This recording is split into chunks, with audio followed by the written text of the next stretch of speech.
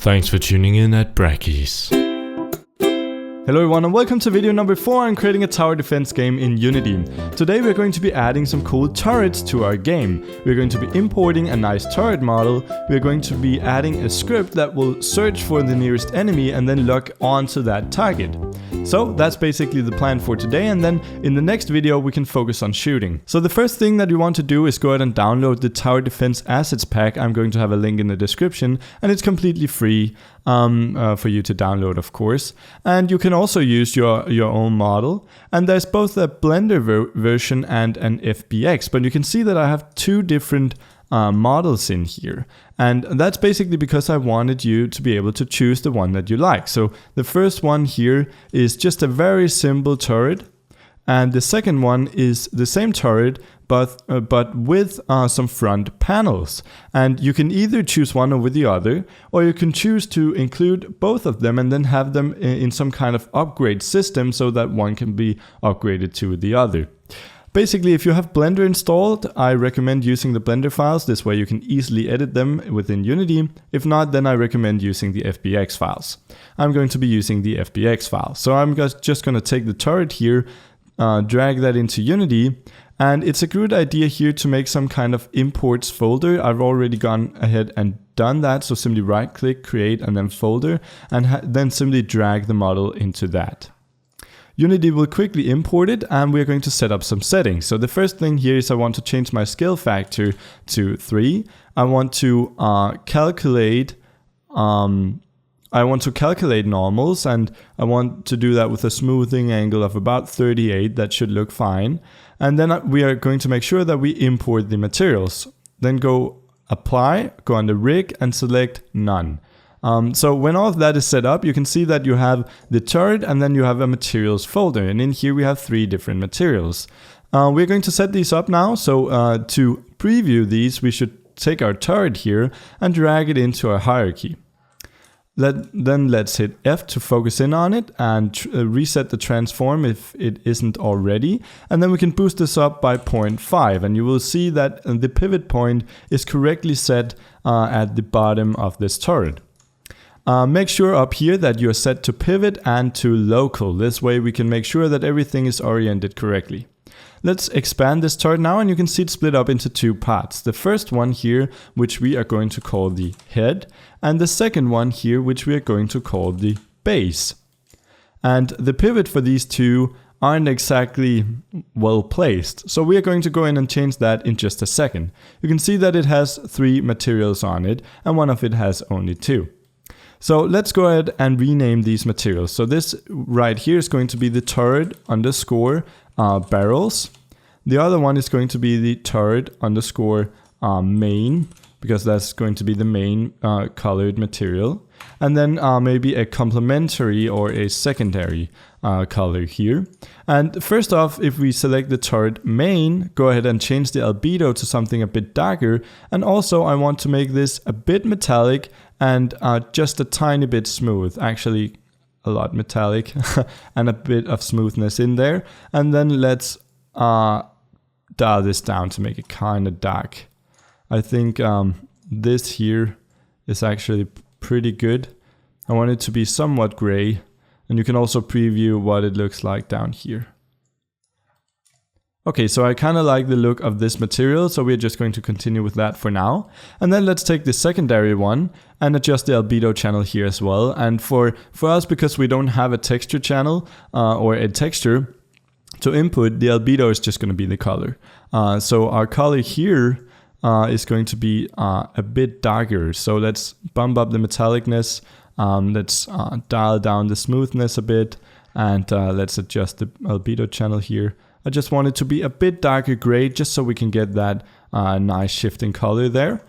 Just adds a bit of detail. And then finally we'll take the barrels, and I thought, because this is going to be our turret, let's make it very threatening and make it some kind of bright red here with a lot more metallicness and some smoothness. Something like that looks pretty nice. And of course, as always, spend more time on this than I do. But for the sake of the tutorial, I'm just going to continue here. So now that we are happy with this, let's take this and make it into a prefab. So let's drag it down here under our prefabs folder. And there we go. And let's go ahead and right click, create empty to make a empty game object. And this is going to act as the base which our head will rotate around, because right now our problem is that if we rotate our head, it looks very silly, and we need to rotate our head when we want to lock onto a target. So instead we're going to create here a part to rotate that we will position. If we hit on the Y here, then go into isometric view by clicking the square here, switch from orthographic and perspective here, and then we can go up here and select wireframe, and we can position this in the exact center, and you can see that mine is already there. Then we can switch to the side here and then drag it up to be right there where it switches from the base to the head. And now that we have done that, we can shift out of this mode and go back to shaded, so we are in shaded perspective now. Great, then we can take our head here and drag it under the part to rotate to make it a child of that object. And now you can see that we can simply rotate our part to rotate, and the turret will rotate with us. This is both great for rotating correctly, but also for offsetting the head if that's something we need to do, which I think it is, but we'll take that in a second. So now we can go ahead and hit apply on this prefab again to relink the prefab. And that is basically all that we wanted to do graphically and with the empty game objects over here. Now we can go ahead and actually create a script for this. So let's take our turret and just move it over here to some place that makes a bit more sense for it to stand. And I'm just going to position it right there. And just make sure, again, I'm holding down Control to snap it.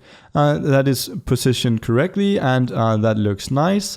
And then we can go ahead and hit Add Component, and it's going to be called Turret, and let's make it a C# script. And now we can double click this to open it up in Visual Studio. So basically, this is a two-part process. The first one is finding a target, and it should be within a range, and it should be the nearest target. And the second part is rotating to aim at that target. So the first thing that we're going to be doing is the actual finding the target. So to do this, we need some kind of way to store our current target in a private variable. So I'm going to make a private transform here called target. And maybe just while we're creating this, we should make this public so we can see if whether or not it works. Then next up, what we need is a range. So we're going to make a public float, and this is going to be the range of our turret. And I'm just going to default this to something like 15 units. And I'm just going to show you something really cool here. So basically what we can do is we can have Unity display the range of our turret using gizmos in the scene. And this way it's much easier to get a grip or a grasp on what kind of range this turret actually has. So if we go in here and type a new function called void on draw gizmos selected, and you need to type it exactly like that because it's a Unity callback function, just like start and update. So on draw gizmo selected, this will make sure that the range is only drawn if we have the turret selected. If you want it to always be drawn, you can just delete the selected there. Then we want to go in here and say gizmos dot draw wire sphere, and that's of course going to draw a sphere with only the wire parts shown, so it's not going to be filled out. And the position here is going to be transformed to position, our current position, and the radius is going to be, well, range. And that is basically all. And then we can maybe change the color here to something like gizmos.color equals color.red, just to make it a bit cooler to look at. So if we head back into Unity now, we should already see this working, and indeed we can. So this is now our range, and if we look at this from above, you can see just how easy it is to get an idea of what the range of our turret is. So that's perfect, and it will of course update in real time if we change the value over here, and if I deselect the turret, it's gone. Okay, cool. So let's go ahead and use this range, and basically we're going to have a method. I'm going to make it down here called, it's going to be a void, and it's going to be called update target.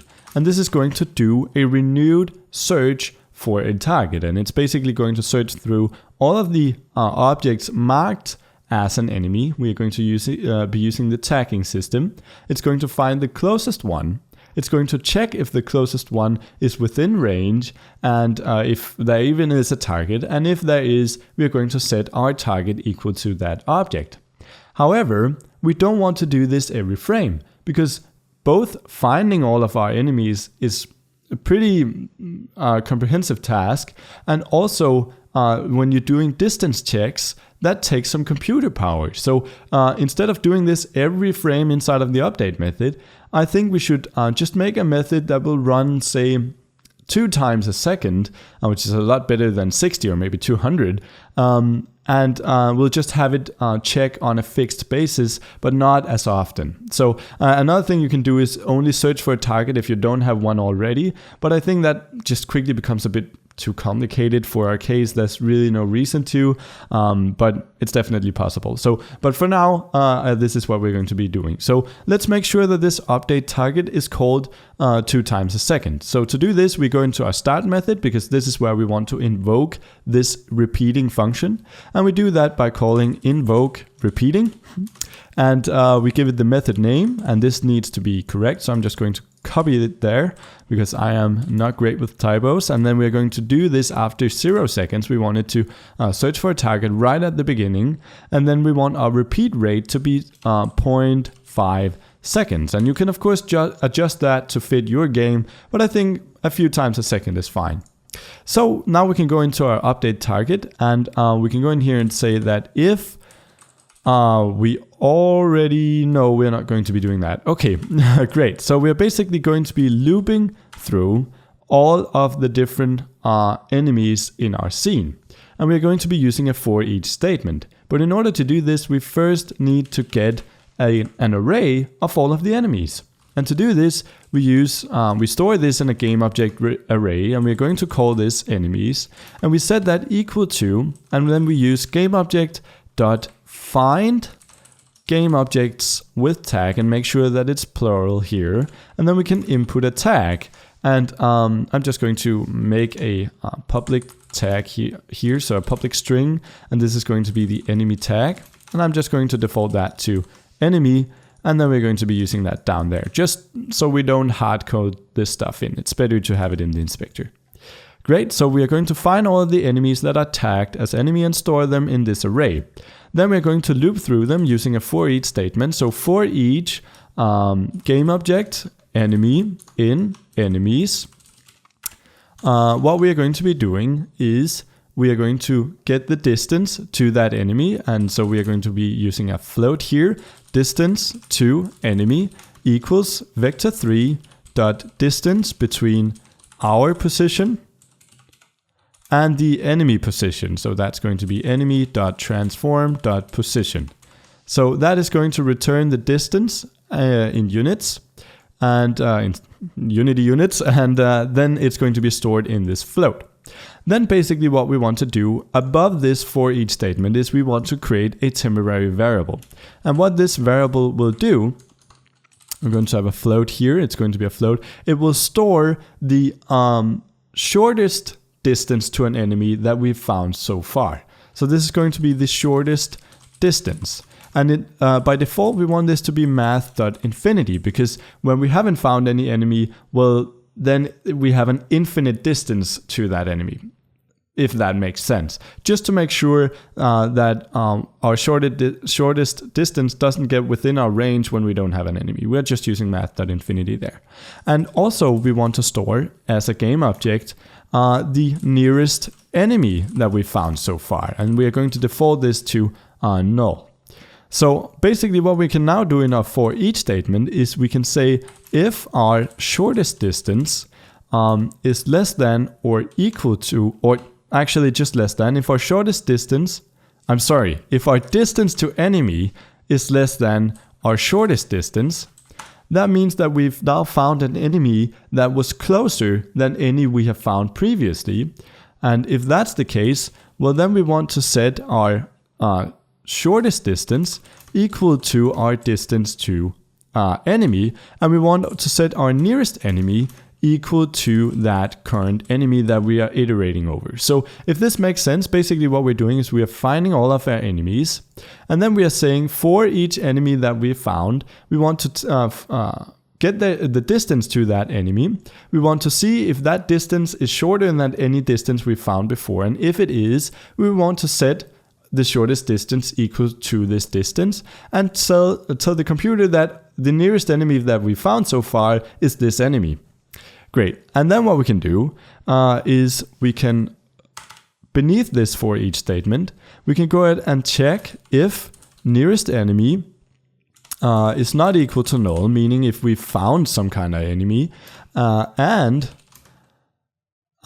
shortest distance is within our range, so it's less than or equal to our range. That means that we found an enemy and he's within our range. Well, then we can safely go ahead and set our target equal to our nearest enemy dot transform.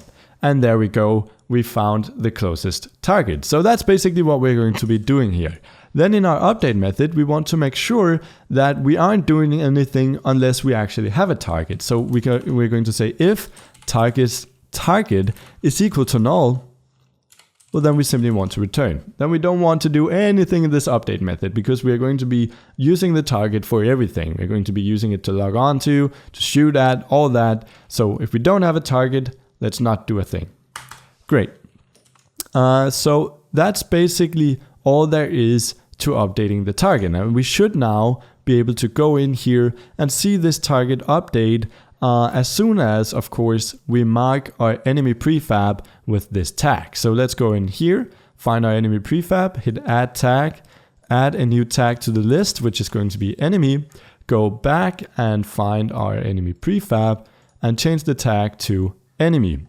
Now we can hit play and we can select our turret, and we should see that when an enemy gets within our range, the target updates. And you might need to click in the inspector in order for it to update. You can also see then it doesn't lose the connection to the enemy if it's not within. So we just need to add a quick else statement here that says else target is equal to null. So now we need to hit play here, and we should see that it will always log on to the nearest enemy. So you can see here it logs on to it there, and then it's gone. And the next one here, it logs on to that one, and then it logs on to the second one, and then they are both gone. So this logic now works. Now we can go ahead and use this to actually rotate our turret. So in order to do this, let's first make this into a private variable, just so it won't clutter up the inspector and people won't think that they shall need to input something here. And then what we can do is we can go down into our update method. And here we are going to rotate some stuff, and whenever we rotate stuff, we are dealing with quaternions, and whenever we're dealing with quaternions, people get confused, and sometimes so do I. But fear not, I will try and explain this as best as I can. Just know it took me so long to finally understand kind of how to work with quaternions and how rotations really work. You really don't need to learn this overnight. You don't need to understand everything that is happening here. I'm just going to show you kind of my thought process and try and explain this as best as possible. And then, yeah, you will get it at some point. Don't worry about it. So basically what we want to do is we don't want to rotate the actual base of our turret here, or this object right here, because that rotates our base as well. So instead what we want to rotate is only the part to rotate. So we just quickly need to set up a reference to that. And for that we're just going to be using a public transform, whoops, not a tracked reference, a public transform, which is going to be our part to rotate, and we can set that in the inspector right now just so we don't forget. Drag in the part to rotate there, hit apply, boom. Great. Then we can go into our update method. And basically what I want to do first is I want to get a vector, which is basically just an arrow that will point in the direction of our enemy. So to get this, I'm going to store this as a vector 3, which is just 3 coordinates that will show in which direction we need to point. And I'm going to call this dir for direction and set this equal to, and whenever you want to go from point A to point B or get the direction from point A to point B, you take the end destination, which is B, minus point A. So in our case, this is we want to find the direction from our position to the target position. So that's going to be target.position minus transform position. Cool. So this is our direction. And what we can then do is we can go in here and make a new quaternion. And a quaternion is just Unity's way of dealing with rotation. And this quaternion is going to be our look rotation. And it's basically going to say, how do we need to rotate ourselves in order to look in that direction? So we know what direction it is. Now we just need to know how to turn in order to look that way. And all we need to do here is just use quaternion.look rotation and input our direction. Then we are going to convert this from a quaternion, which is this complicated mathematical way of dealing with rotation, into what is called Euler angles. What we are using in Unity here with the X, Y, Z rotation, that's Euler angles. That is an X and a Y and a Z where we rotate around each axis. So we just want to convert our quaternion into that. And we do that by using vector 3. Or we are going to store it in a vector 3, and this is going to be our actual rotation, the rotation that we want to have, and that is going to be equal to quaternion, this is going to be equal to our look rotation, so the rotation we need to look dot Euler angles. And now it's in Euler angles. It's really that simple. And then the final thing that we want to do here is we want to set our path to rotate dot rotation equal to the rotation that we just made. So this should in fact rotate our turret to make it lock onto, and something's wrong here. Oh yeah, and that's because we don't just want to set our entire rotation equal to this rotation. We only want to rotate around the y-axis.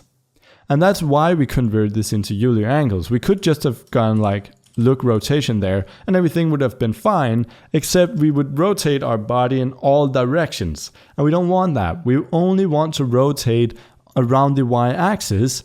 And to make sure that this happens, we first store these Euler angles, and then we do quaternion.Euler, and we input a 0 rotation around the x. And then our y rotation is going to be our rotation.y. And the rotation we just calculated, and then only the y component. And then a 0 around the z axis as well. So this is going to work. It's going to not be very smooth, because when it locks onto a target, it's there like that. But it is going to work. So if we try this out now, go into Unity and wait for it to load the script here. And hit play, and hopefully this will work. And I do fear, however, that it will do this. Yeah. So you can see that it actually works. It locks onto the target and it rotates. However, it's offset by a 90-degree angle. And this is why this object is so amazingly handy. So basically, you could sit there and mess around with quaternions and make an offset angle and all that. But instead, it's just so much more graphical to change it in here. So what we are going to do is simply take our head, move it out of our path to rotate, take our path to rotate here that you can see is currently pointing in this direction, and then rotate it by -90 degrees to make it point in the same direction with the blue arrow as our barrel. And that means that when we parent this back in and then hit apply, the path to rotate will now be oriented with the front facing the barrel.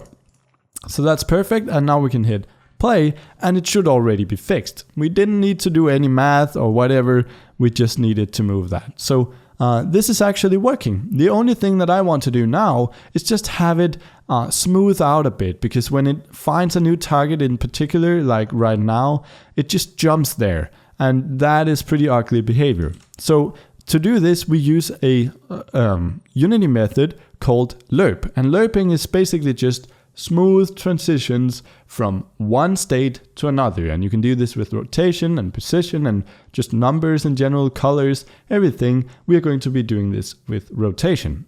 And Unity, of course, has a function built in for this. So our look rotation, we're going to be lerping this. And that's going to be equal to Let me see. Actually, yeah, we could do this multiple ways. So we have our look rotation, which is our desired rotation. So let's take that.